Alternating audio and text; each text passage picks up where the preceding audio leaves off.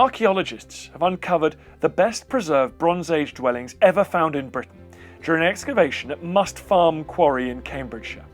Large circular wooden houses built on stilts collapsed in a dramatic fire 3,000 years ago and plunged into a river. They provide us with an extraordinary time capsule of everyday life in the Bronze Age. Here we are at the Must Farm Quarry. This is our one window on that world, and it's given us that opportunity. So Forterra and their making of their bricks here has given us the opportunity to explore this lost world, effectively. Preserved in river silts, items which would have normally long since decomposed have been unearthed in pristine condition, shedding new light on the everyday lives of our Bronze Age ancestors. We've got a watercourse, or a small river, running across Fenland, over which 3,000 years ago a settlement was built. Effectively, it's a pile dwelling, so the sort of forest of uprights you can see are the piles or the stilts of a settlement, and the timbers that lay between that and things are the remnants of the structure that once stood above that river. In front of us now, we can see a series of uprights, but in there is a circle of about 9 metres in diameter that represents one of these roundhouses.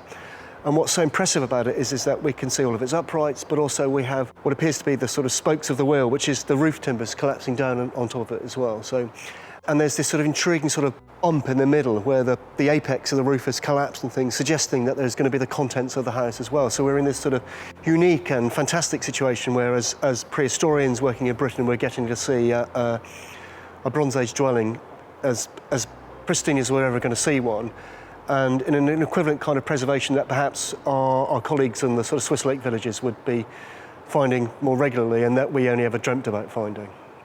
The excavation is happening now because of concern over the long-term preservation of this unique Bronze Age site with its exceptional remains. The total cost of the project is 1.1 million over 4 years, and that's split equally between Historic England and Forterra. You have to remember that an archaeological site is a bit like an iceberg. What we see today, the visible work on site, it's important, but equally important is the very long and meticulous programme of analysis and recording that goes on after all the excavation's been completed, so that we can extract every single piece of evidence from the site, understand it, and then tell its story. Every element of the site is being recorded in meticulous detail as it's uncovered. As well as being photographed, many aspects of the dig are being recorded by an archaeological artist. In 2006, the team dug a small test trench that uncovered a significant number of finds and revealed a huge amount about the Bronze Age inhabitants of this site. So here's an example of a pot that came out in 2006 from beneath the wood mass. And it's one of many pots that we found in a spread of ceramics, effectively. And many of the pots that we found, we also found the food remains as well. And in that same spread of pots, we were also finding a set of metalwork. So everything from tools such as this sickle through to weapons such as this spear.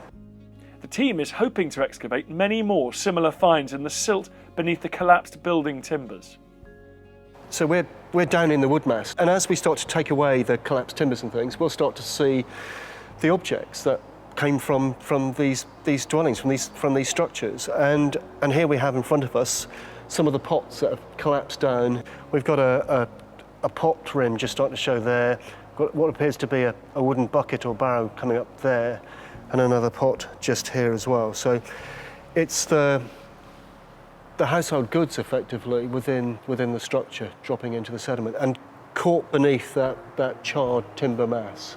The team have already uncovered a great number of fascinating objects, but there's still a long way to go, and hopefully many more exciting finds to come that will reveal even more about life in Bronze Age Britain.